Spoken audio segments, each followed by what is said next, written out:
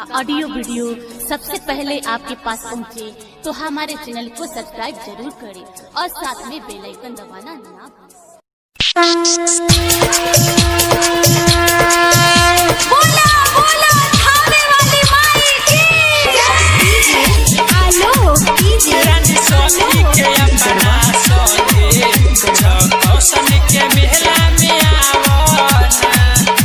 recording studio तेरा निस्वाखी के अपना संगे कौशन के मेला में आवना तेरा निस्वाखी के अपना संगे कौशन के मेला में आवना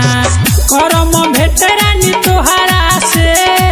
करम भेटरानी तोहरा से हमर दिलवा के ऐसे दुखावन रानी सखी के अपना संगे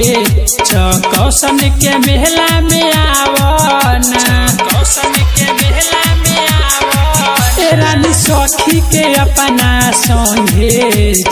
कौशन के मेला में आवना करम भेटरानी तोहरा से करम भेटरानी तोहरा से हमर दिलवा के ऐसे दुखावन रानी सखी के अपना संगे कौशन के मेला में आवना सखी के अपना संगे कौशन के मेला में आवना लागल बाया से जाने आई तू हो मनावा के श्रद्धा पुरई तू हो लाले लाले चुनरी ले के साथ में माई पर चढ़ई तू हो लागल बाया से जाने आई तू हो मनावा के श्रद्धा पुरई तू हो लाले लाले चुनरी ले के साथ में माई पर चढ़ई तू हो कके बहाना कवन हो तू कके बहाना कवन हो तू अपना मम्मी के समझावन जन सखी के अपना संगे कौशन के मेला में आवना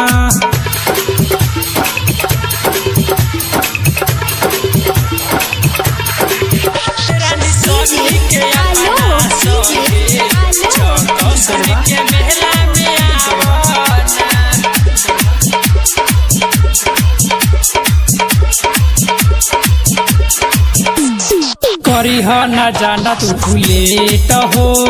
टाइम रही सुनील सेट हो तोहरा से मिले खातिर करे जा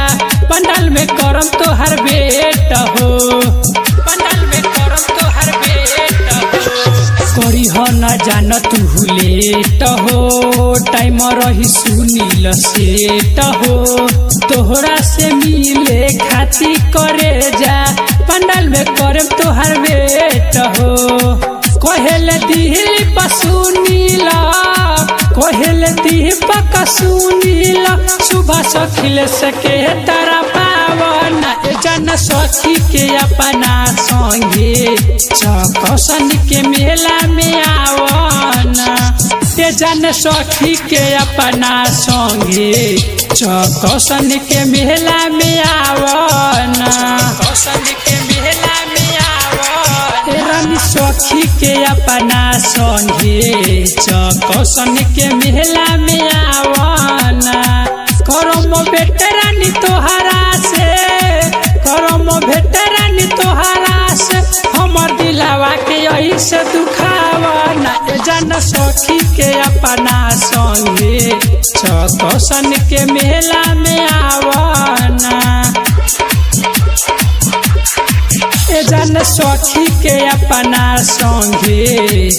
कौशन के मेला में आवना करम भेटरानी तोहरा से